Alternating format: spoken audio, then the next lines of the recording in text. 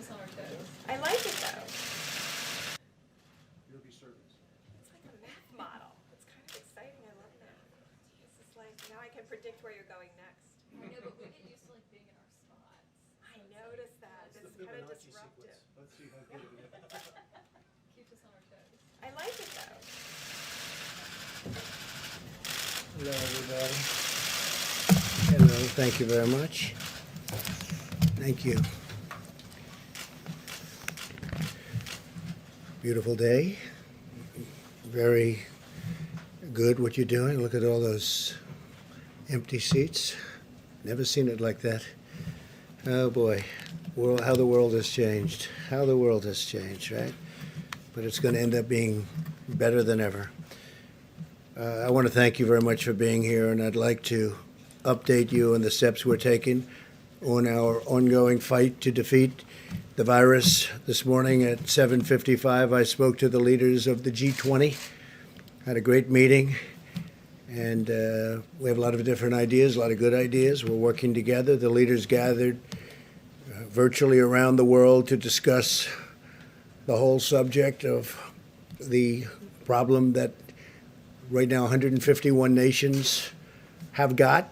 We had President Alberto Fernandez of Argentina, Prime Minister Scott Morrison of Australia, President Jair Bolsonaro of Brazil, Prime Minister Justin Trudeau of Canada, President Xi of China, President Emmanuel Macron of France, Chancellor Angela Merkel of Germany, Prime Minister Modi of India, President Widodo of Indonesia, Prime Minister Giuseppe Conte of Italy, Prime Minister Shinzo Abe of Japan. Congratulations to Japan on making a great decision on the Olympics. Going to make it next year, 2021. President Andres Manuel Lopez Obrador of Mexico. I want to thank the President of Mexico for having done such a great job with respect to the military. We have 27,000 Mexican soldiers on our southern border, and very few people are getting through, I can tell you that. We got to keep it that way.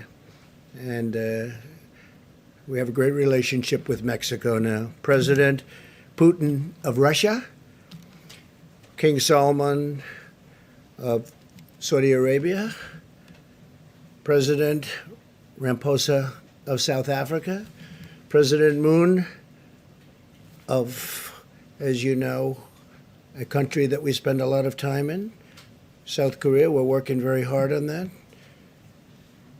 Prime Minister Sanchez of Spain, President Erdogan of Turkey, Prime Minister Boris Johnson of the United Kingdom, President of the European Commission, Ursula von der Leyen, President of the European Council, Charles Michel, United Nations Secretary General Antonio Guterres, World Health Organization Director Tedros Adhanom, World Bank President David Malpass, and the International Monetary Fund Managing Director Kristalina Georgieva. So that's a big group, but it's a great group. It's and they were all there, every one of them, and we talked about the problem, and hopefully it won't be a problem for too much longer. The United States is working with our friends and partners around the world to stop the spread of the virus and coordinate our efforts. We discussed how vitally important it is for all of our nations to immediately share information and data, and we've been doing that to a large extent, but we'll do it even more so, and to inform our, I guess you could say, inform each of us on the fight that we've got going one way or the other. It's a little bit different, but we're handling it a little bit in different ways. But there is great uniformity, I think. It was a terrific meeting, tremendous spirit among all of those countries. You had 20 countries plus the other people that I mentioned, and tremendous spirit to get this over with. After the meeting with the world leaders, I spoke with the governors of our 50 states and territories. Our team has been in constant communication with the governors, and we had a We had a terrific meeting. Somebody in the fake news said that one of the governors said, "Oh, we need Tom Brady." I said, "Yeah." He meant that in a positive way. He said, "We need Tom Brady. We're going to do great." And he meant it very positively, but they took it differently. They think Tom Brady should be leading the effort. That's only fake news, and I like Tom Brady. Spoke to him the other day. He's a great guy. But I wish the news could be real. I wish it could be honest. I wish it weren't corrupt. But so much of it is. It's so sad to see. Just so sad to see. We had a great meeting. I tell you what, I'm sure you have tapes of the meeting. I'm sure that you were able to get tapes very easily. So you had 50 governors plus. And if you had tapes, you'd see it was really, I mean, there's no contention. I would say virtually none. I would say maybe one person, there was a little tiny bit of a raising of a voice, a little wise guy, a little bit. But he's usually a big wise guy, not so much anymore. We saw to it that he wouldn't be so much anymore. But he is, we had I mean, I would rate, Mike was there, a lot of the folks in the back were there. And it was a great meeting. Took place at about 12 o'clock. So we went from the G20 to the governors.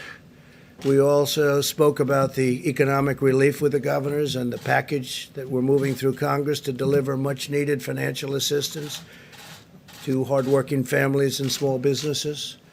I want to thank Democrats and Republicans in the Senate for unanimously passing the largest financial relief package in American history, 96-0, and I have to say it's the largest by far. And I'm profoundly grateful that both parties came together to provide relief for American workers and families in this hour of need. The House of Representatives must now pass this bill, hopefully without delay. I think it's got tremendous support. When you're at 96-0, and as you know, a couple of those people are quarantined, and one, Rand Paul, is he's actually got it. But he'll be better. He's been a great guy. He's been a great friend of mine, actually.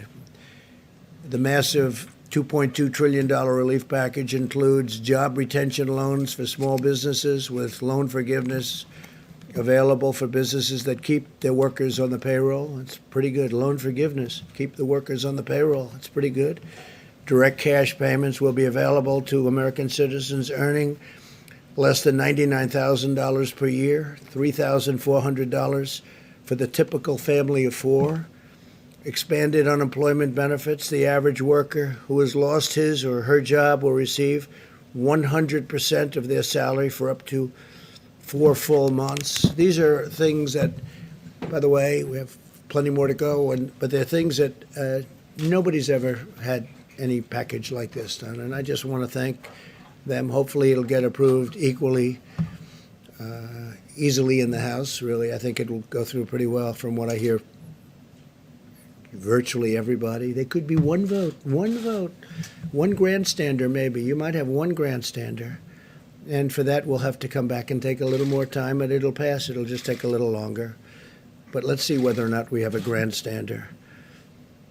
Critical support for the hardest hit industries with a ban on corporate stock buybacks and tough new safeguards to prevent executive compensation abuse.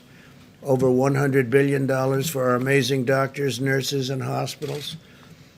$45 billion for the Disaster Relief Fund, more than doubling the amount available. This is tremendous stuff. $27 billion for the coronavirus response, including $16 billion to build up the strategic national stockpile with critical supplies, including masks, respirators, and all sorts of pharmaceuticals. $3.5 billion to expand assistance to child care providers and child care benefits to healthcare workers, first responders, and others on the front lines of the crisis. And these are really brave, incredible people, I have to say. And some of them are getting sick, and some of them are getting very sick, and some of them don't even recover. They're incredible people. $1 billion for Defense Production Act procurement.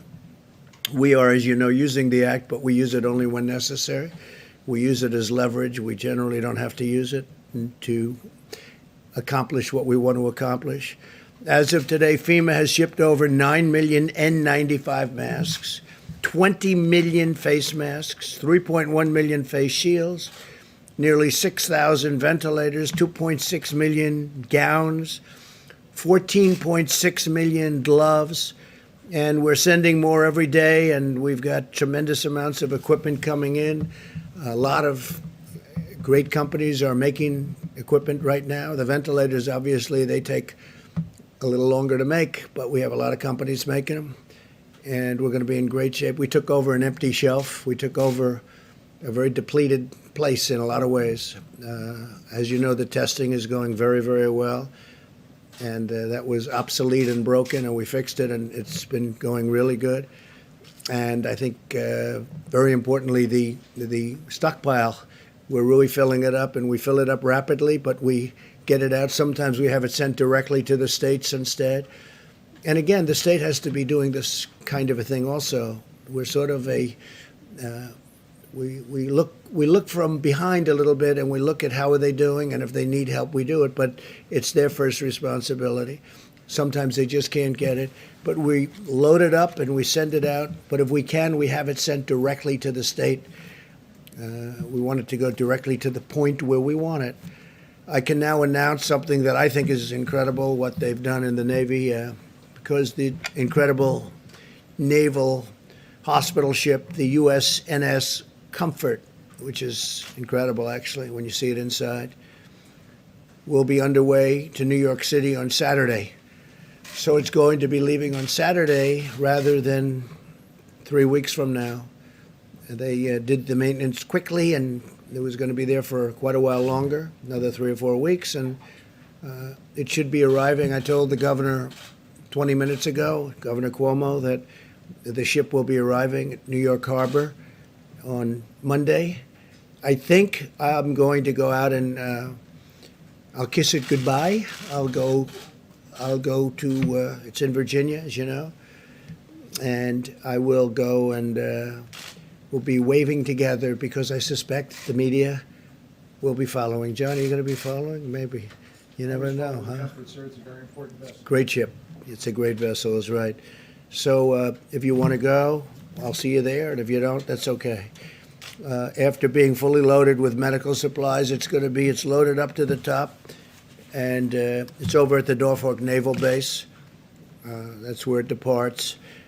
It is expected then to, we're saving about 3 to 4 weeks by the incredible work done by the Navy. And I actually look forward to Saturday to see it go.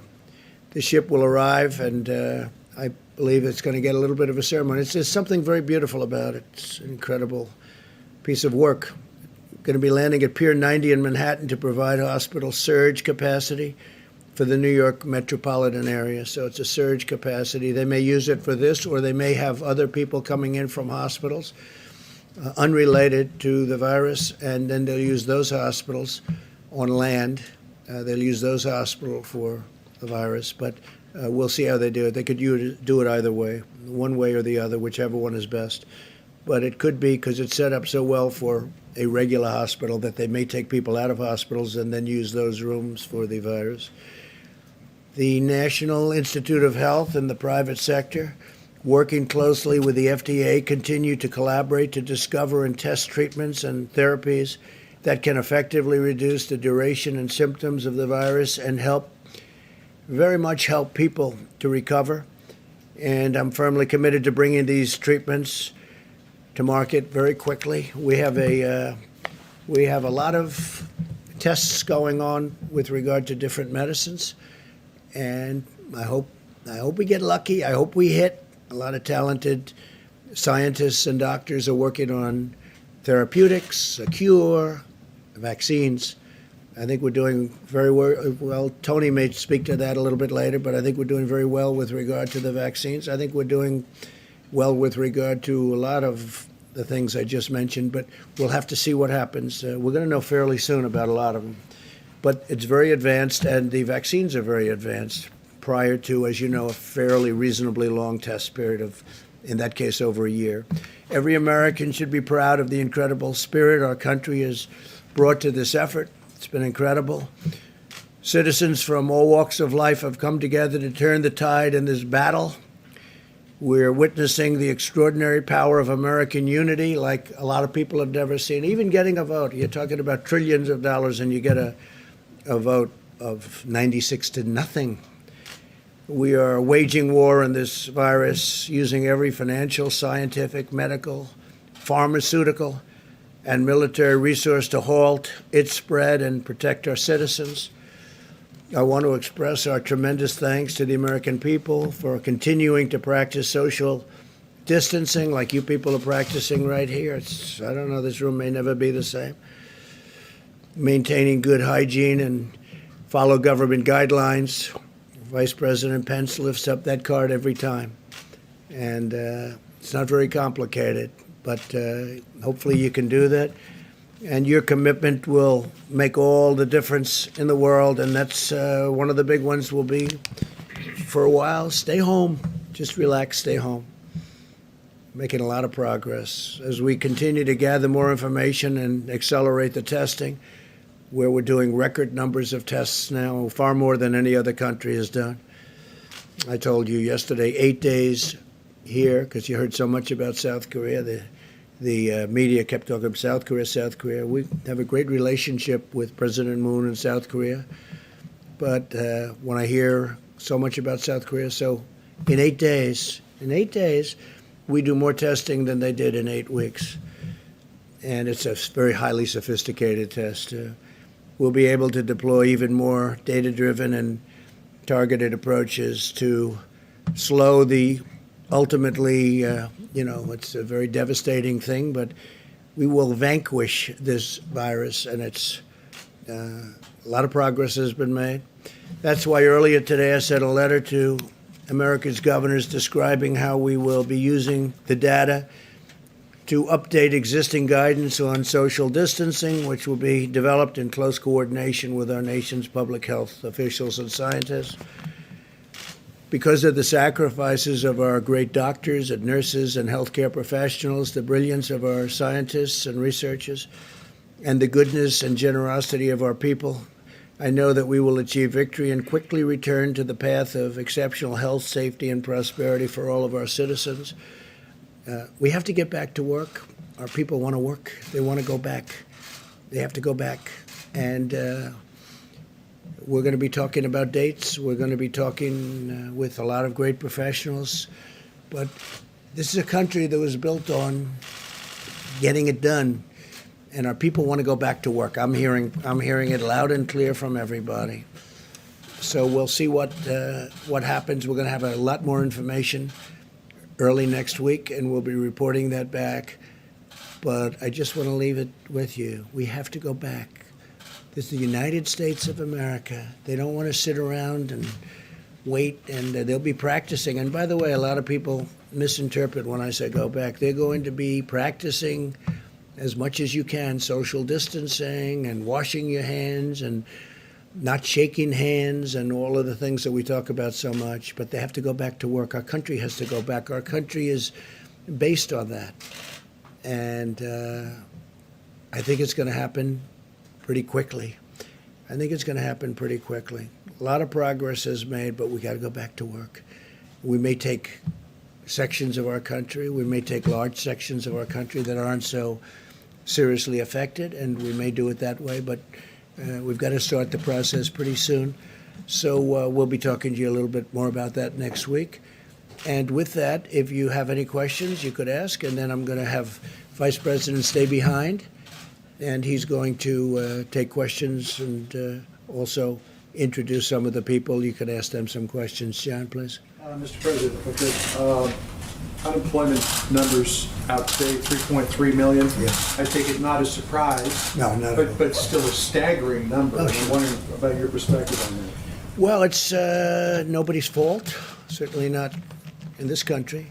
Nobody's fault. We got very lucky when we made a decision not to allow people in from China at a very early date. I say that because some people don't want to accept it, but this was a great decision made by our country. Or there's the numbers that you're talking about. We're a big country. That'd be far greater, far bigger. So when I heard the number, I mean, I heard it could be 6 million, could be 7 million. It's 3.3 or 3.2. But it's a lot of jobs. But I think we'll come back very strong. The sooner we get back to work, every day that we stay out, it gets harder to bring it back very quickly. And our people don't want to stay out. So I know those numbers, John, but I think you'll see a very fast turnaround once we have a victory over the hidden enemy, as I say. It's a hidden enemy. Sometimes a hidden enemy is a lot tougher than somebody that stares you in the face, right? So we'll see what happens. But, I mean, they're fully expected numbers, at least. Steve, please. The U.S. proposal to deploy some troops along the Canadian border. Yeah. And Prime Minister Trudeau was complaining about that. Why is that necessary? Well, we have very strong deployments on the southern border, as you know, with Mexico, and we had some troops up in Canada, but I'll find out about that. I guess it's equal justice to a certain extent. But in Canada, we do have troops along the border. We have a lot of things coming in from Canada. We have trade, some illegal trade that we don't like. We have very strong sanctions on some. We have very strong tariffs on dumping steel. And we don't like steel coming through our border that's been dumped in Canada so they can avoid the tariff. I charge a lot of tariff for the steel. And it's been great for our steel companies because now they can really go. You look at what's happened with steel. It's been pretty incredible. But we've taken in billions and billions of dollars in tariffs on steel. And much of it comes in from China, but they can come through the Canadian border too. So we're always watching for that. If I'm reading the numbers correctly, the United States now has surpassed China as the country with the highest number of virus cases. Does this surprise you at all? Is it following a predictable trajectory? No, I think it's a tribute to our testing. Number one, you don't know what the numbers are in China. China tells you numbers, and I'm speaking to President Xi tonight, I believe, and we'll have a good conversation, I'm sure. But you just don't know, what are the numbers. But I think it's a tribute to the testing. We're testing tremendous numbers of people. And every day, the way the system works, and I want to thank especially Roche has been fantastic, great company. They've done a tremendous amount. Deborah was telling me before that they've really stepped up to the plate and done great, as have other of the companies, but it seems that they're really doing it particularly well. We'll see what happens there, but it's a tribute to the amount of testing that we're doing. We're doing tremendous testing, and I'm sure you're not able to tell what China is testing or not testing. I think that's a little hard. Yeah, Mr. President, on the 3.3 jobless claims, you just suggested it could 6 to 7 million. A lot of those workers. No, I didn't say that. No, you're wrong. I didn't say that. I said some people were projecting that it would be 6 or 7, and it's, I believe, 3.3. Came in at 3.3. Yeah. Millions of Americans out of work. Some of them will be losing their insurance. What's your plan to make sure, through no fault of your own, as you just mentioned, that they stay insured? Are you willing to plus up the subsidies for some of the exchanges under Obamacare, expand Medicaid? What's being considered? The things I just read to you are being considered, and other things are being considered. People are going to be getting big checks, and it's not their fault. What happened to them is not their fault. So we're doing a lot of different things on health insurance. We have meetings on it today. We're taking care of our people. This is not their fault, what happened, and we're taking care. We're starting off by sending them very big checks. I think for a family of 4, it's about $3,000. And we're taking care of our people. We're taking care of our workers. This was not, as I say, this was not a financial crisis. This was a health crisis, a medical crisis. We're going to take care of our people. Please. Yeah. Please. The National Restaurant Association came out with a survey this morning saying that 3% of all restaurants in this country have shuttered for good in the past 3 weeks. And the projection is that 11% more are going to close in the next 30 days. So what do you say to a restaurant owner who is looking at his sheets and thinks he has to close within the next 30 days? Well, I know the business very well. I understand the restaurant business. It's a very delicate business. It's a business that it's not easy. I always say in a restaurant business, you can serve 30 great meals to a person or a family, and they love it. One bad meal, number 31, they never come back again. It's a very tough business, but they're great people that run restaurants. And I've heard 3% could be lost, and you could go as high as 10 or 11%. But they'll all come back in one form or another. It might be a different restaurant, but it's going to be a great business for a lot of people. And we're making it easy for people to look what we're doing in terms of loans, what we're doing in terms of salaries. They'll all come back. It may not be the same restaurant, may not be the same ownership, but they'll all be back. Yes, sir, please. So you mentioned the pledges from American companies to provide supplies, but does it get, as we top 81,000 cases in the U.S., does it make sense to relook at using the Defense Production Act? Well, I talked about the Defense Production Act a lot, and I've enacted it. I have it. I can do it with a pen. And we have actually used it on 2 minor occasions, and then we could withdraw it. But for the most part, the companies, we don't need it. We say, we need this, and they say, don't bother, we're going to do it. I mean, we're dealing with Ford, General Motors, 3M. We're dealing with great companies. They want to do this. They want to do this. They're doing things that frankly, they don't need somebody to walk over there with a hammer and say, do it. They are getting it done. They're making tremendous amounts of equipment, tremendous amounts.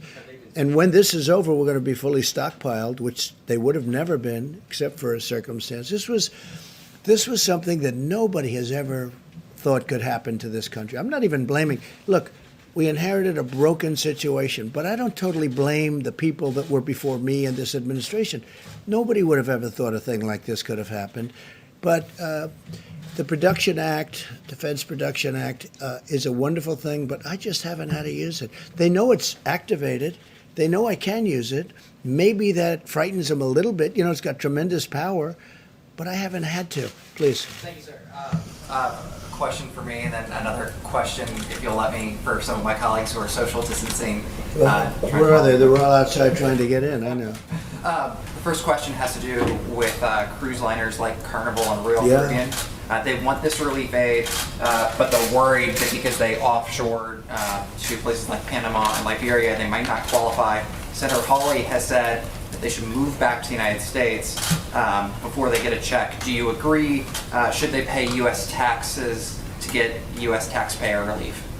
So I'm a big fan of Senator Hawley, and I also like the idea. There were some senators that didn't want to do anything, like Carnival, great company, but they're based in different places. I won't tell you why. I could tell you exactly where they're based, but I won't do that. But they're based in actually more than one places. You know, ships are registered in different locations. I do like the concept of perhaps coming in and registering here, coming into the United States. It's very tough to make a loan to a company when they're based in a different country. But with that being said, they have thousands and thousands of people that work there, and maybe almost as importantly, that work on shore, filling these ships with goods and products. And the cruise line business is very important. And I know Carnival, what a great job they do, Mickey Harrison. And I would think that we could stick with Senator Hawley and maybe really look at that very seriously. Look, it's a big business. It's a great business. It's a business that employs tremendous number of people outside of the ship itself. I mean, you look at these ports. It's loaded up with shops and people that are involved with the ship. So we're going to work very hard on the cruise line business, and we're going to try and work something out. But I like the concept. Yeah, go ahead. Thank you, sir. The Senate bill includes aid that's directly tied to the airlines. And since before the pandemic, Boeing was already suffering from the losses of 737 MAX airplanes. Do you think it's appropriate to use this legislation to sort of provide them with $17 billion of aid on top of $25 billion that they could qualify for as a passenger airline, and then another $4 billion that they could qualify for as a cargo airline? Is that fair? So the airline business is a very tough business. Over many years, it's been very, very tough. It's got everything. It's got labor. It's got very strong, powerful, you look at the cost of these airliners. Everything is tough, very highly technological. You look at how complicated, how complex. It's got unions. It's got everything. The airline business, generally speaking, has unions. It's a very tough business, always been a very tough business. With that being said, we have to keep our airlines going. And we're going to be using some. Now, maybe we'll take a piece of the airlines for the country, for our country, where we loan money and we take a piece. It's all fully ready. We're ready to go. But if we didn't do that, we'd end up with no airlines, and we can't do that. The airline business is very vital to our country. It's a tough business. We have to understand that. So I could tell you other businesses that are different kinds of business. They're very good businesses, but airlines have always been very, very tough. Please. Two questions for you, Mr. No, President. please. Two questions for you. Yeah, I didn't call you. I called this gentleman. Thank you. Thanks a lot. On Monday, Who are you with? did you speak with? Who are you with? I'm with Bloomberg. Yeah. Bloomberg News, Mario Park. How's Michael doing? Good? Mr. President, on Monday, did you speak with Chinese President Xi before you urged Americans to not blame Asian Americans for the coronavirus? We noticed that you've backed off of that language. I know you're speaking with him again No, I didn't. tonight. I'm speaking to him tonight. It's scheduled to go tonight. I'll have a call with President Xi of China. Very good relationship. No, I didn't like when they came up, and it wasn't him. Somebody at a lower level, mid-level, we found out pretty much. But they made a statement that our soldiers brought it into China. No, it came from China. And, we just signed a very big deal with China.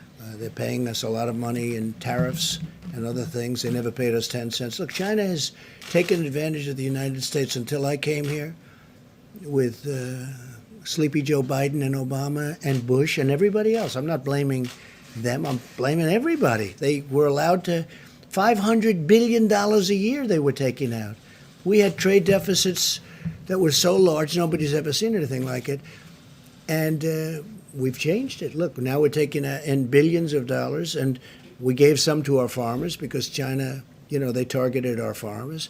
And our farmers are very happy. And our farmers got through a very rough period because of what I was able to do. Took the money from China and gave it to the farmers, and we had plenty left over after that. Now we're going into a phase 2 negotiation with China, but we're getting 25% on $250 billion, and then we're getting a lot on money after that. So we've never had a deal with China. China took advantage of the United States. And you know what? I don't blame China for that. I blame the people that were right here because they should have never allowed it to happen.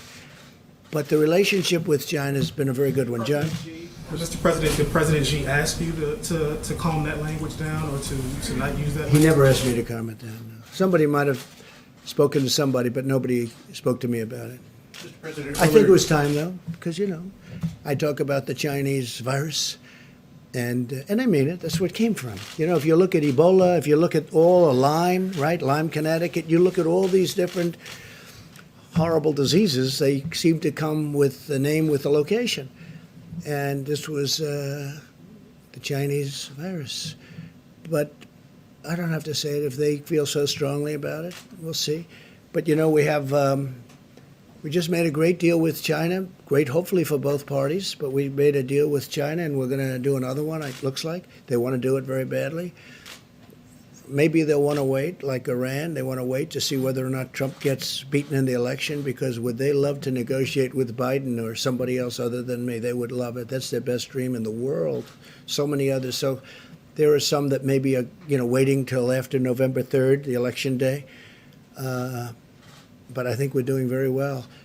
It would be sad if we blew all of the advantages that we have right now, because we've made unbelievable trade deals, whether it's Mexico, Canada, Japan, South Korea, China, and others. We have changed the whole thing around. Please. Mr. President, earlier today you sent a notification letter to the nation's governors saying that you will soon come out with new guidelines about social distancing and other items. Do you have any data yet to suggest which specific areas of the country may have their guidelines relaxed, which areas of the country may have their guidelines tightened? I think Deborah will talk to you about that, and Tony in a few minutes, but I think we'll start talking about that, because we have to open up.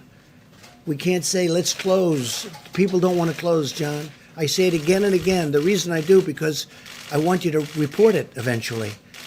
Go ahead, Steve. How would that work without widespread Go ahead, testing, Steve. though, Mr. President? From President Xi tonight, what do you want to talk to him about? Yeah, it's his call. I mean, I'll talk to him whatever he wants to. I mean, we'll have, I think, a very fruitful call. We'll have a good call. tonight at 9 o'clock, please. Is it about the virus, though, sir? Yes, in the back. We'll be talking about that. Yeah, we'll be talking about the virus. Thank you. Yeah, in the back first, please. Thank you, Mr. President. Despite the jobless claim numbers today, the market rallied again. It's up over 4,000 points the last 3 days, marking Record.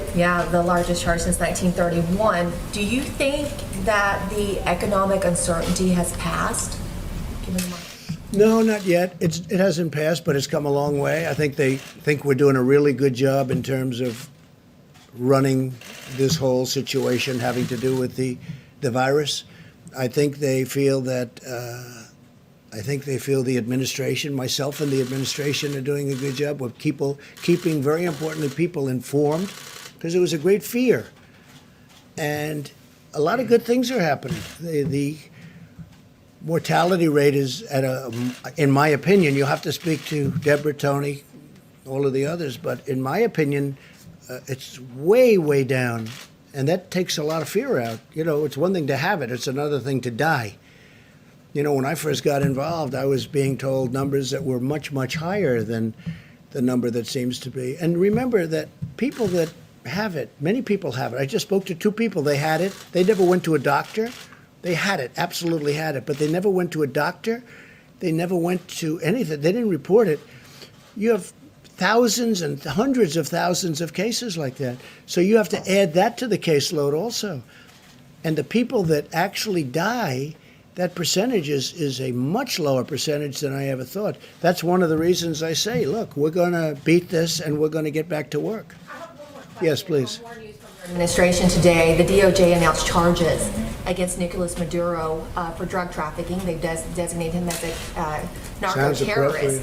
It's also expected that Venezuela is going to get hit really hard by the coronavirus. Does the administration see this as a weak point for the Maduro regime? No. We don't look at a weak point. This is a serious problem for over 150 nations, the virus. I would say this, Maduro and Venezuela, we're watching it very closely. We'll see what happens. But that is correct. Those charges were made. Please. You said a moment ago that you used the Defense Production Act on 2 minor occasions. Yeah. What were those occasions? We will give you that notification. We'll let you know. Okay? Can I follow up on John's question about the classifying for counties? A lot of these areas have not done testing yet. Is it safe to say that the current guidelines will be extended into next week? Will you wait to change those guidelines until you have the data yet? I want those guidelines to go even when we're open and fully operational. And frankly, much of the guidelines, like shaking hands, maybe people aren't going to be shaking hands anymore. You know, Tony had mentioned to me, Tony Fauci, the other day, that I don't think he would be too upset with the concept of not shaking hands. He was saying that the flu would cut down, the regular flu would be cut down by quite a bit if we didn't do that, if we didn't shake hands. You know, the regular flu, of which, you know, you have a lot of deaths and a lot of problems with that too. So I think a lot of great things are going to, when we're open, just to finish, when we're open, as soon as we open, that doesn't mean you're going to stop with the guidelines. You'll still try and distance yourself, maybe not to the same extent because you have to lead a life. But I think the time is coming. How about one more question? Go ahead, in the back, please. Thank you very much, Mr. Go ahead, President. please. I also have 2 questions because I'm asking on behalf of foreign press as well. So one domestic question, one international. Domestically, you just tweeted the other day saying that it's very important that we totally protect Asian Americans. Yes, I do. Very important to me. But still millions. Very important to me. We have to protect our Asian Americans. It's a very important. That was a very important tweet to me because I didn't like things that I was hearing. Please go ahead. Well, what's the concrete measure that you're taking to combat the hate crimes against Asians? Well, I don't know. All I know is this: Asian Americans in our country are doing fantastically well. I'm very close to them, as you know, and they're doing fantastically well. And I think they appreciate the job we're doing. But I did want to put that statement out, the social media statement, because to me, Asian Americans are a great part of our country. Thank you all very much. We'll see you soon. Thank you. I have 2 questions for you, Mr. President. On your guidance for the county by county, how does that work, Mr. President? Will people be able to go from county to county if it's high risk and low risk? Well, good afternoon, everyone. The White House Coronavirus Task Force met today. We continue to move out on President Trump's directive to slow the spread, with mitigation, to advance and expand testing across the country, and to work on the critical supplies that our healthcare workers in our nation needs. Today, the President convened the nation's governors, all of the states and territories, and reiterated to them that with FEMA in the lead, our approach is, our response to the coronavirus in this country is locally executed, healthcare workers, local public health officials. It is state managed, and it is federally supported. We took the opportunity to thank all of the governors across the country, our states and territories, for their incredible leadership and the partnership they've forged with this administration. We were able to confirm that 10 major disaster declarations have been issued, most recently to New Jersey, North Carolina, Florida, Texas, and Illinois. We spoke to them about the importance of the economic recovery legislation that will come before the House of Representatives, we believe, tomorrow midday.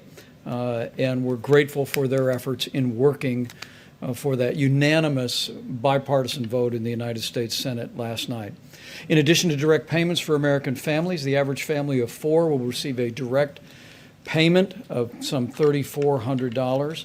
They'll also receive payroll report. Many of the small businesses, even those restaurants that you just spoke about, will now be able to keep people on the payroll for a period of months, even if the restaurant or the business is not open. With the governors, though, we talked about the $150 billion in direct aid to the states, $100 billion in direct assistance to hospitals, and of course the expansion of unemployment benefits to make sure that our states have the resources to meet the challenges that were so evident in those unemployment numbers this morning. On the subject of testing, pleased to report the testing is available in all 50 states. And in partnership with commercial labs across America, this morning we received word that 552,000 tests have been performed and completed all across the United States. We want to thank the American Hospital Association and hospitals across the country that are just now beginning to report in a fulsome way the results of those tests. And when the President signs the law tomorrow, it'll actually be required by law. But as Dr. Birx and Dr. Fauci have explained many times at this podium, it's so important that any hospital or any lab that's doing testing report back to the CDC and FEMA so we have full visibility to provide the President with the very best counsel. Good news today on testing. Abbott Laboratories submitted to the FDA today a request for approval of a point-of-care test. This would be the kind of test where you could go to your doctor.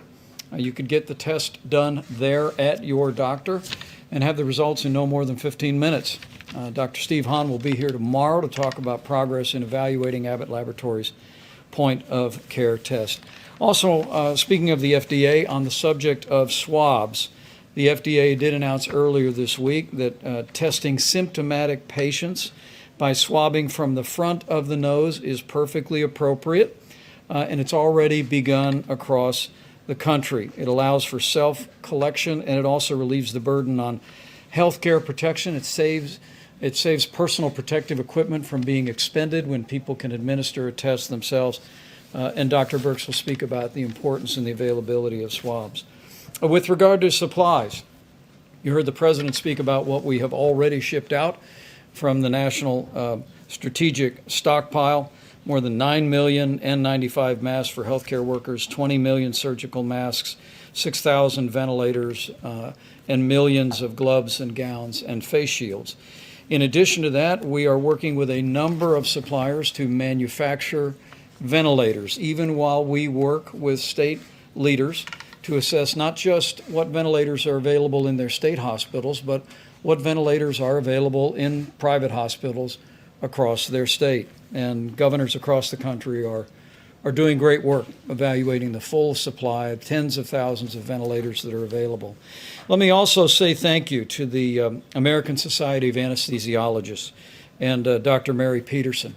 The American Society of Anesthesiologists actually produced a video. Tomorrow they will host a webinar for healthcare workers to demonstrate how the devices that anesthesiologists use can be very easily converted into a ventilator that's appropriate for a patient struggling with respiratory ailment like the coronavirus. And we're very grateful. This actually adds tens of thousands of devices to the supply, and we're all truly grateful to Dr. Peterson and the whole association for their full cooperation.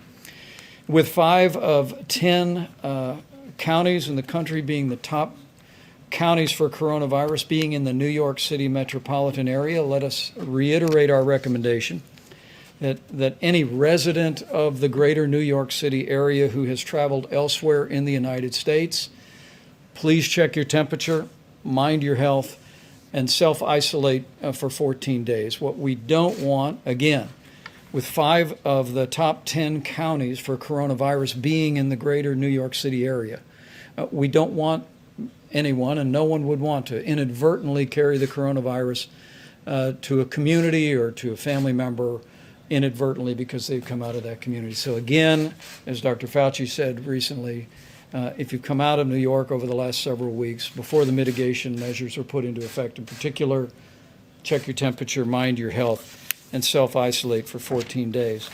It is inspiring as I prepare to introduce Dr. Birx to talk about the data that we're monitoring on a regular basis, and Dr. Fauci to talk about mitigation.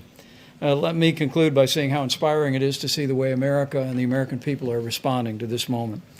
We all were awakened this morning with record unemployment numbers, not unexpected during the time of national crisis that we are facing. But what you may not know is that while there were some 3 million plus new unemployment claims, Walmart announced they're hiring 150,000 new associates through the end of May.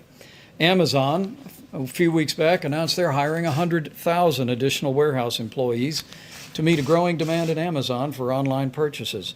CVS Health is going to provide bonuses to their employees working with patients and hire 50,000 workers. And Pizza Hut, I'm told, is planning to hire more than 30,000 permanent employees. And that's just a short summary of a list that totals almost 500,000 jobs that have been announced by businesses around America. And it's not just been about jobs, it's been about generosity.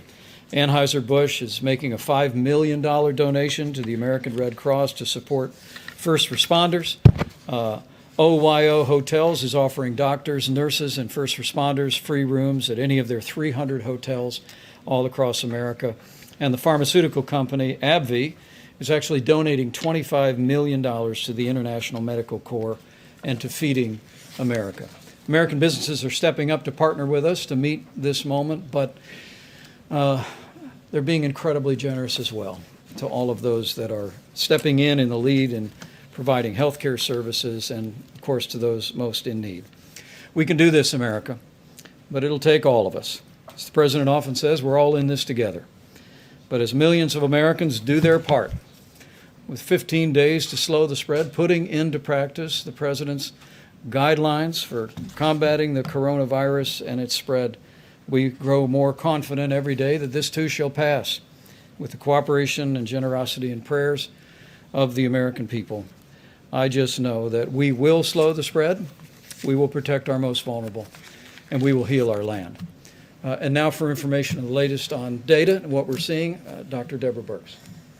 Thank you. Thank you, Mr. Vice President. So just as a summary of where it looks domestically, I won't talk so much about the global issues at this time. We do have 19 out of our 50 states, to be reminded, that had early cases but have persistently low level of cases, and at this point have less than 200 cases.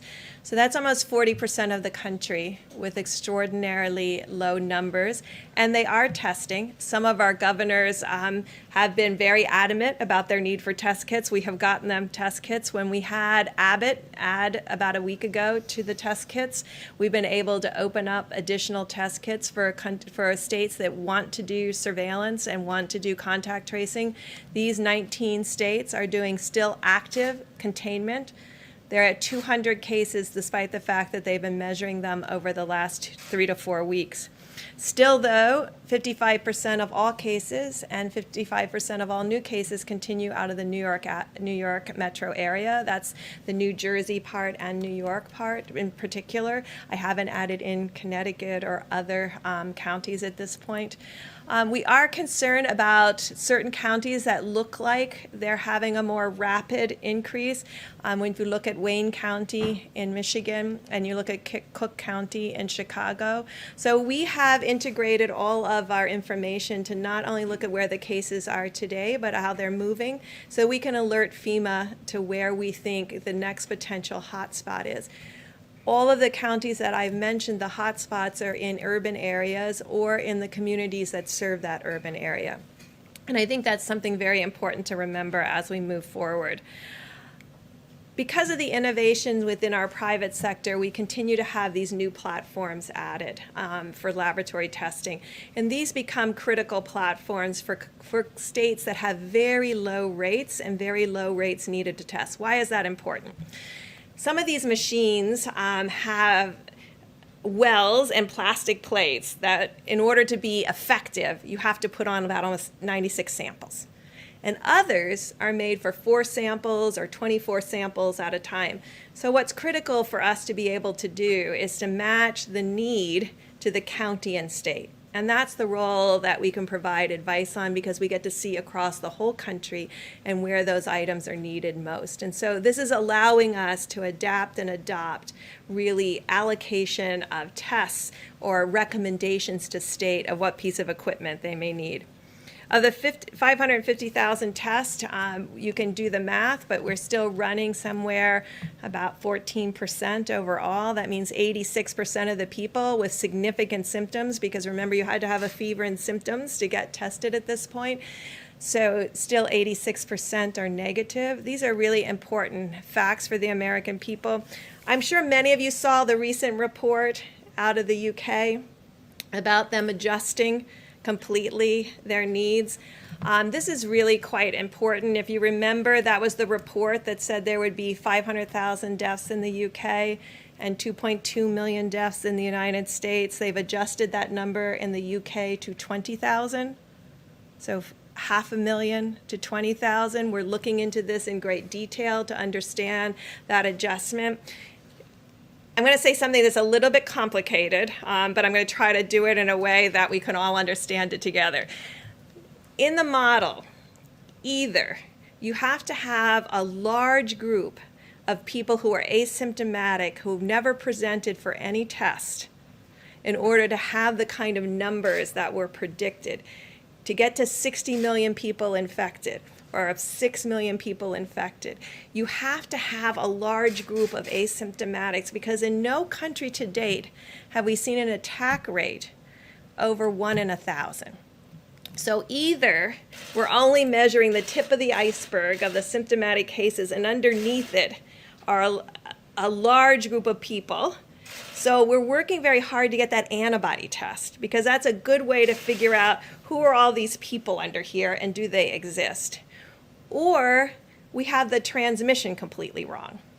So these are the things we're looking at, because the predictions of the models don't match the reality on the ground in either China, South Korea, or Italy. We are about 5 times the size of Italy. So if we were Italy and you did all those divisions, Italy should have close to 400,000 deaths. They're not close to achieving that. So these are the kinds of things we're trying to understand. Models are models. We're adapting now to the reality. There's enough data now of the real experience with the coronavirus on the ground to really make these predictions much more sound. So when people start talking about 20% of a population getting infected, it's very scary. But we don't have data that matches that based on the experience. And then finally, the situation about ventilators. We were reassured in meeting with our colleagues in New York that there are still ICU beds remaining, and there's still significant, over 1,000 or 2,000 ventilators that have not been utilized yet. Please, for the reassurance of people around the world, to wake up this morning and look at people talking about creating DNR situations, do not resuscitate situations for patients. There is no situation in the United States right now that warrants that kind of discussion. You can be thinking about it in a hospital. Certainly many hospitals talk about this on a daily basis. But to say that to the American people, to make the implication that when they need a hospital bed, it's not going to be there, or when they need that ventilator, it's not going to be there. We don't have an evidence of that right now. And it's our job collectively to assure the American people that it's our collective job to make sure that doesn't happen. Right now, you can see these cases are concentrated in highly urban areas. There are other parts of the states that have lots of ventilators in other parts of New York State that don't have any infections right now. So we can be creative, we can meet the need by being responsive.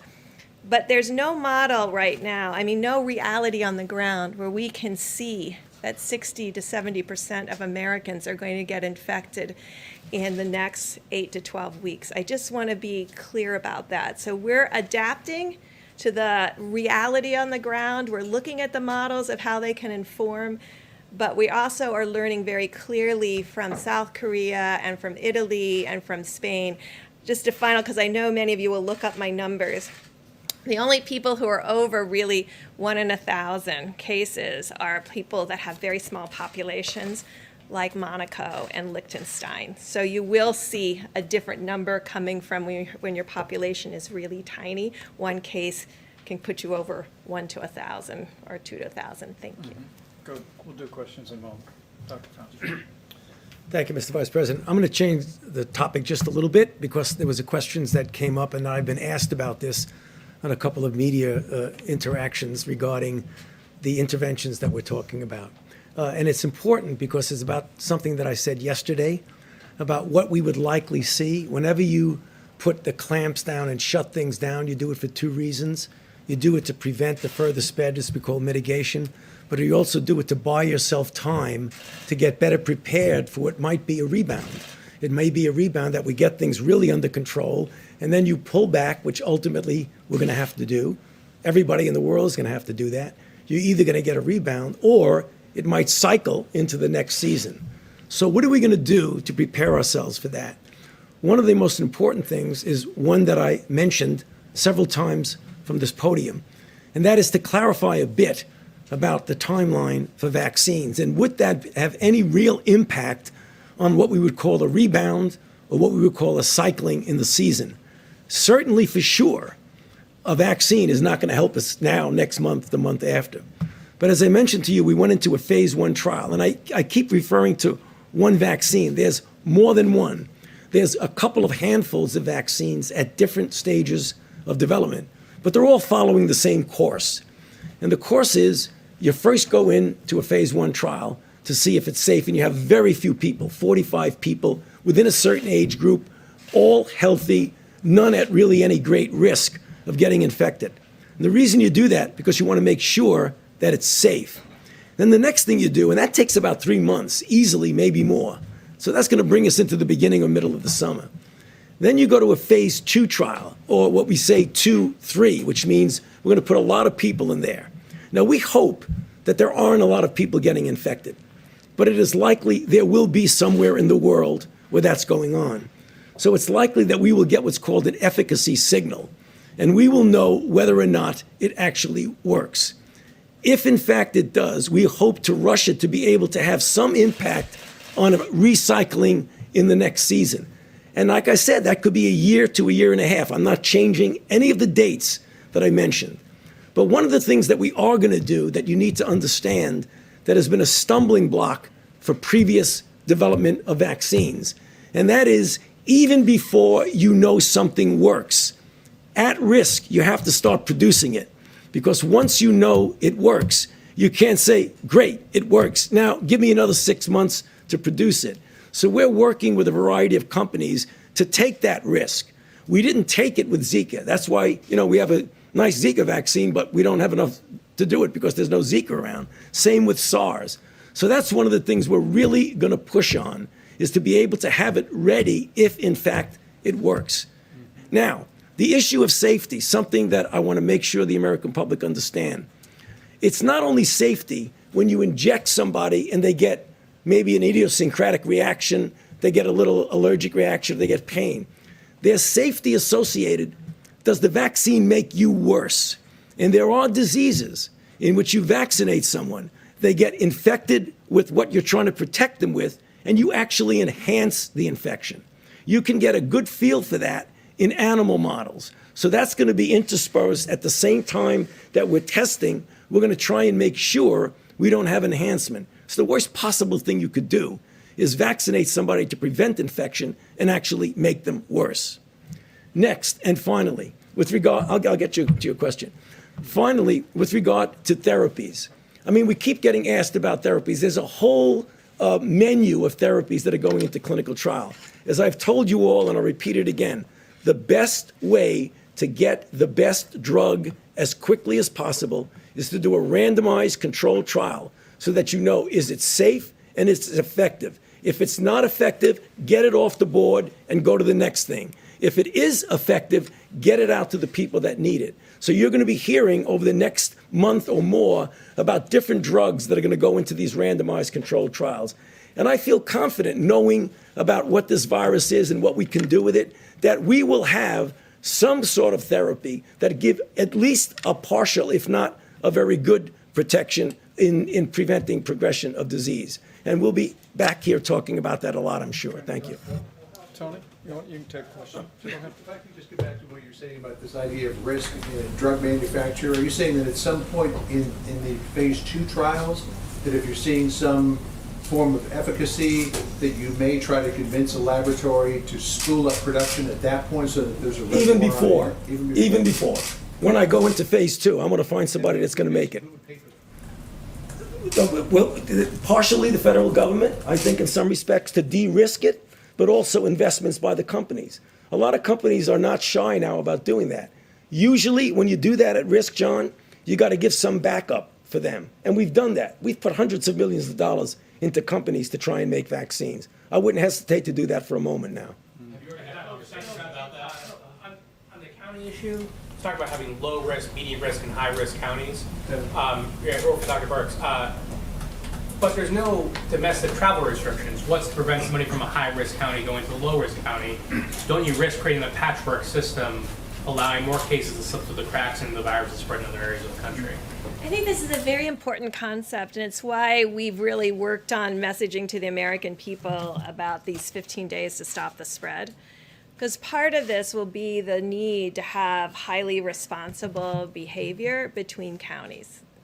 And I think the American people can understand that they will understand where the virus is because we'll have the testing data and where it isn't, and make sure that they're taking appropriate precautions as they move in and out of spaces. I think this will be critical for our future as we work together to really understand where the virus is and where it isn't in real time.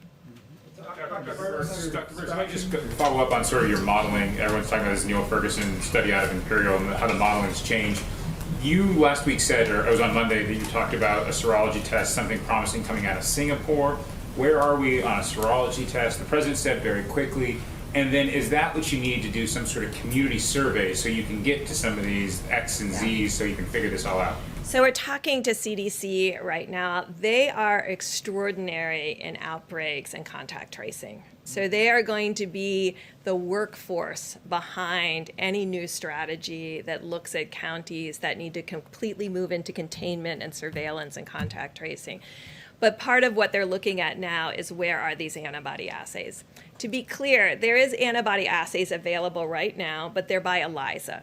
And what we're trying to do is not just do ELISAs, because they can use that now, but to be able to have point-of-care rapid diagnostics like we have with HIV, where you just get a drop of blood, you put it on a little cassette, and it tells you if you're positive or negative. So that's what companies are working on.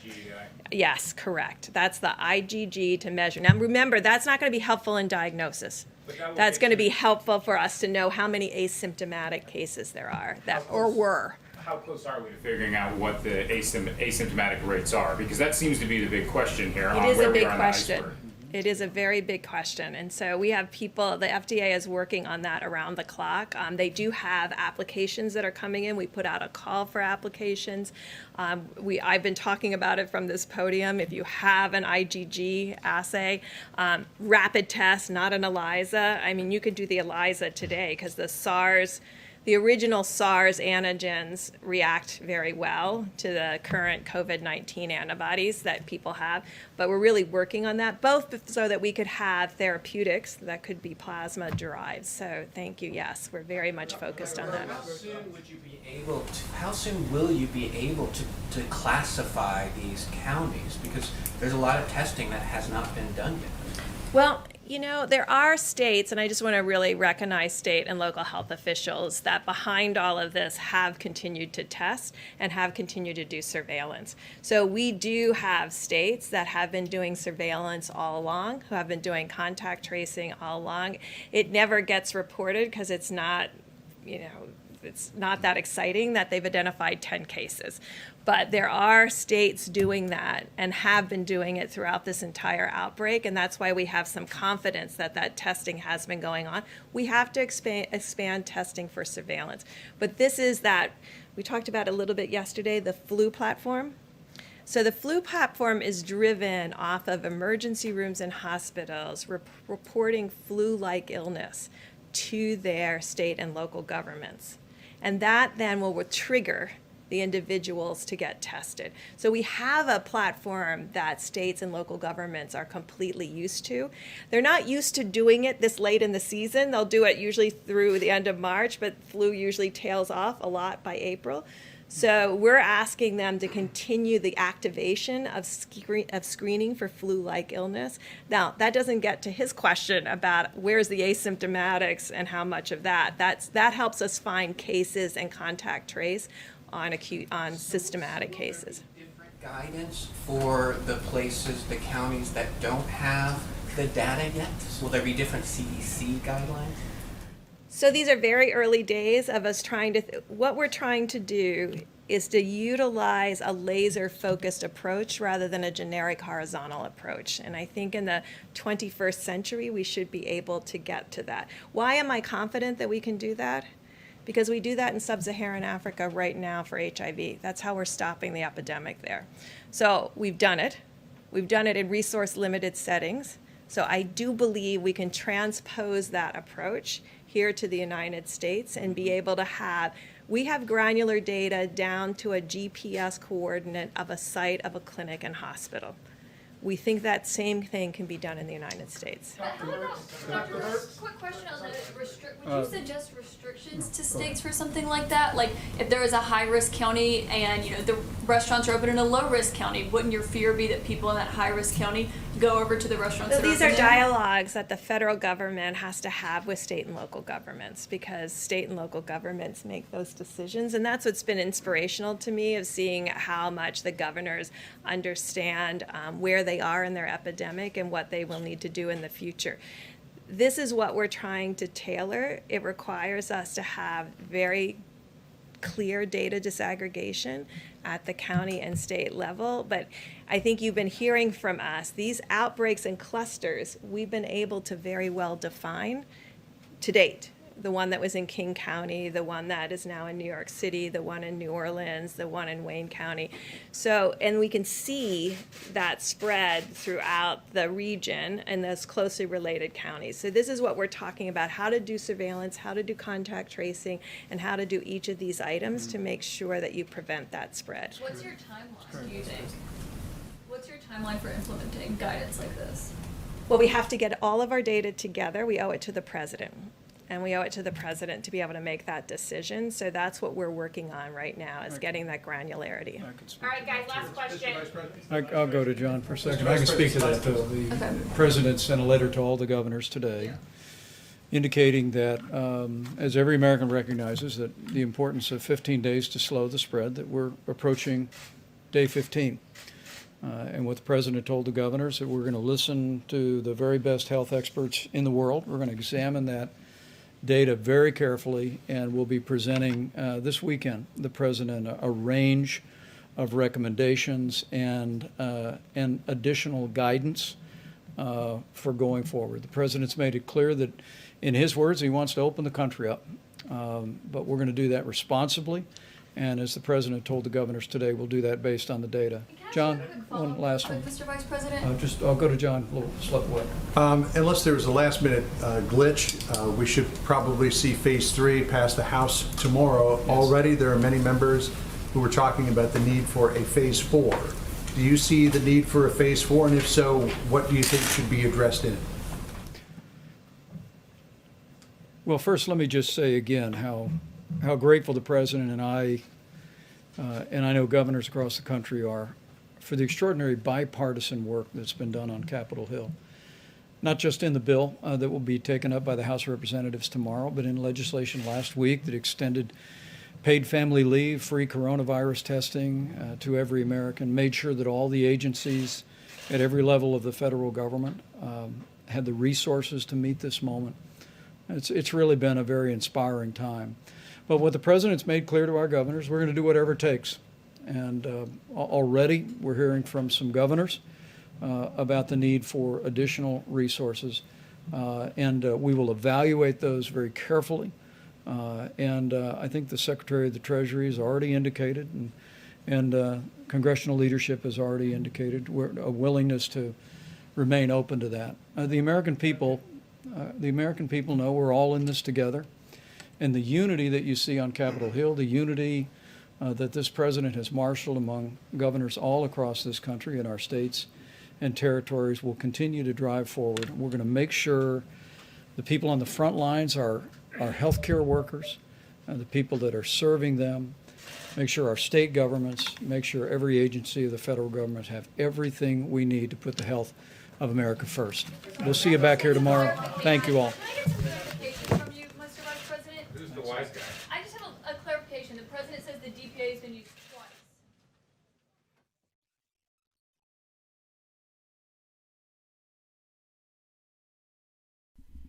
All right, folks, thank you so much for joining us and choosing us as your stream of choice. If you missed President Trump's speech earlier in the briefing, it's already uploaded onto the channel. Also, Kellyanne Conway had a press briefing with reporters outside of the White House. That should also be uploaded on the channel. And a dozen of indictments have been unsealed. So the Department of Justice and Attorney General Barr had a press briefing earlier today in the morning. So if you missed it, it's up on our channel. All of that and other breaking news, scoops, updates, and everything like that is on our website, goldenstatetimes.com. Again, that's goldenstatetimes.com. But if you want to stay up to date on everything, up to the second news, breaking news, scoops, and everything else in between, then make sure you follow us on Twitter at gold, not golden, Gold State Times on Twitter. Or you can also go to twitter.com/Gold State Times. Follow us on Twitter at Gold State Times. Check out our website, goldenstatetimes.com. Bookmark it. We upload the president's daily schedule on there for the next day if you want to know what the president is up to. And also don't forget to click the thumbs up button of this live stream and share it on social media. All right, folks, have a good night. We hope to see you guys here very, very soon.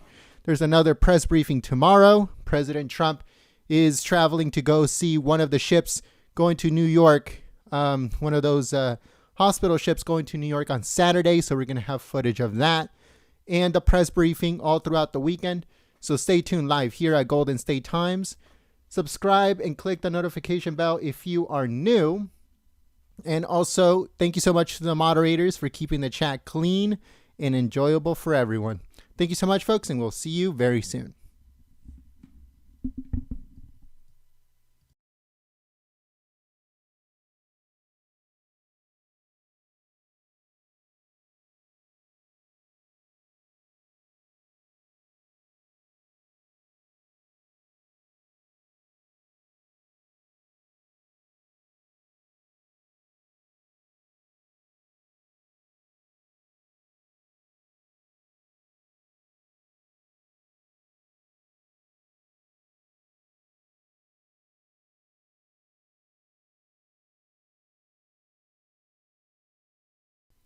All right, folks. So I just want to say something real quick before we shut down the live stream. We have some breaking news coming to our Twitter account.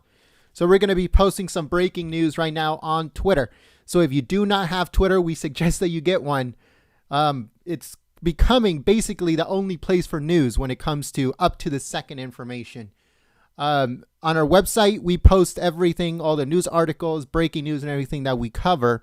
But we break the news and we do scoops on our Twitter at Gold State Times, not Golden, Gold State Times on Twitter. So we're going to be posting some breaking news right now on Twitter. So make sure you follow us at Gold State Times.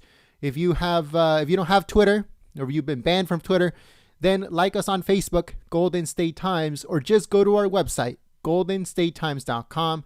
Again, that's www.goldenstatetimes.com for everything that has to do with news, breaking news, and politics.